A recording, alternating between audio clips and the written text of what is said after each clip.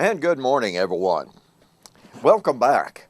My name is Don K. Preston. I'm the president of Preterist Research Institute of Ardmore, Oklahoma, and this is what I call my morning musings. I am currently sharing with you some thoughts from the marvelous prophetic book of Zechariah. It's just an awesome book, and, and we're doing a thematic view of the book, not doing a verse by verse. And in the last segment, I touched on Zechariah chapter 12, verse 10, because it's really a critical verse when we come to the New Testament. And the reason for that is that both Jesus and John in Revelation, cite directly from Zechariah chapter 12. Now, there's a great deal of controversy about Zechariah and how it is to be understood. Listen very carefully. I will pour out on the house of David and on the inhabitants of Jerusalem the spirit of grace and supplication. Then they will look on me whom they pierced. Yes, they will mourn for him as one mourns for his only son, and grieve for him as one grieves for a firstborn. In that day there shall be great mourning in Jerusalem, like the mourning at Hadad-rimmon in the plain of Megiddo. And the land shall mourn, every family by itself. And then it lists all of Judah mourning when they would look upon the one whom they pierced. Now, there are two views. One view of this mourning. One view is that the mourning is a mourning of repentance. This is very often applied by the dispensationalists, not by all dispensationalists, and certainly not all those who apply it this way are dispensationalists. But there is the view that this mourning is a mourning of repentance. When Israel would finally recognize that Jesus is the Messiah, that Israel would mourn for killing Jesus as a Messiah. The other view, which I believe is more accurate, is the view that the mourning is the mourning that would come as a result of judgment coming on Israel for killing God's firstborn. And the reason I believe that's more accurate is Jesus' application of Zechariah chapter 12. Now, in Matthew chapter 24, Jesus predicted the destruction of Jerusalem and the temple. The disciples asked, "When shall these things be? What shall be the sign of your coming and the end of the age?" Now, there's not a hint in the world that the disciples have in mind any kind of a literal, visible, bodily coming of Jesus at the end of the Christian age. Their view of Christ's coming, the end of the age, is linked directly to the fall of the city, Jerusalem, and the temple. That temple represented one age, the old covenant age of Israel, the age of Torah, the age of the law of Moses. So they're asking Jesus about the end of the law of Moses, the age of Moses and the law, at the fall of Jerusalem. Jesus answers their question. There are not two issues in Matthew 24. There's one issue, the end of the age linked with the fall of Jerusalem. And notice what Jesus says in Matthew chapter 24.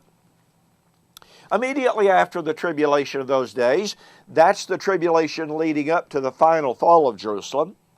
Immediately after the tribulation of those days, the sun will be darkened, the moon will not give its light, the stars will fall from heaven, and the powers of heaven will be shaken. This is typical apocalyptic prophetic language which is never fulfilled literally in the Bible. You can see my book, Who is This Babylon, for a full explanation of that. More on that in a moment. Then the sign of the Son of Man will appear in heaven. What have the disciples asked about? The sign of the parousia. Jesus says, immediately following the days leading up to the fall of Jerusalem, then the sign of the Son of Man will appear in the heaven. By the way, this is not something literally appearing up here in the sky. I developed that also in Who is This Babylon? Then the sign of the Son of Man will appear in the heaven, And then all the tribes of the earth will mourn, and they will see the Son of Man coming on the clouds of heaven with power and great glory. Now, notice that Jesus says, now learn this parable from the fig tree. When its branches has already become tender and puts forth leaves, you know that summer is near. So you also. When you see all of these things, that's all the signs leading up to the parousia. When you see all these things, know that the parousia, the end of the age, is near, even at the doors. Assuredly, I say to you, this generation will by no means pass away till all of these things take place. Jesus was speaking to living, breathing human beings, and he said, you are going to see these things. You, when you see the signs take place, know that the parousia, about which they have asked for a sign to know when it would occur, Jesus said, when you see these things, know that the parousia, has drawn near. It's even at the door. And verily I say to you, this generation, that's his generation, that's the generation of the disciples to whom he is speaking, this generation will by no means pass until all of these things are fulfilled. All of what things? All of the tribes of the earth shall mourn, and they shall look upon me.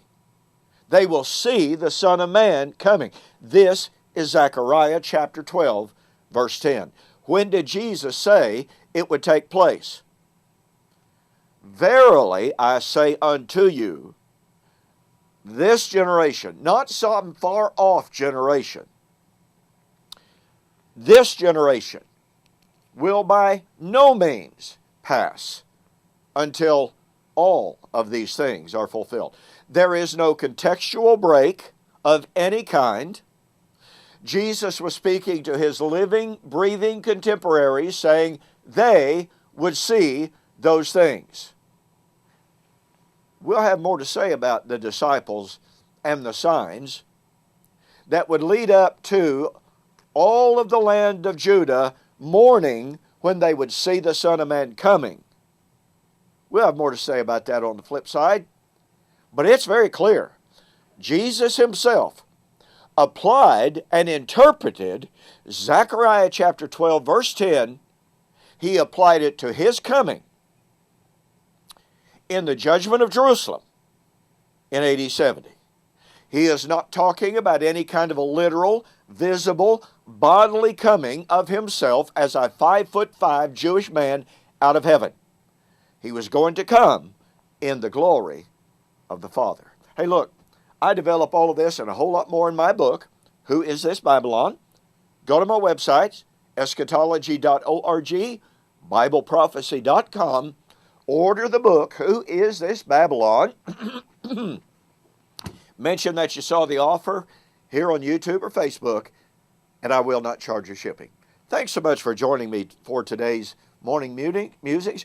You have a great day. God bless. See you on the flip side.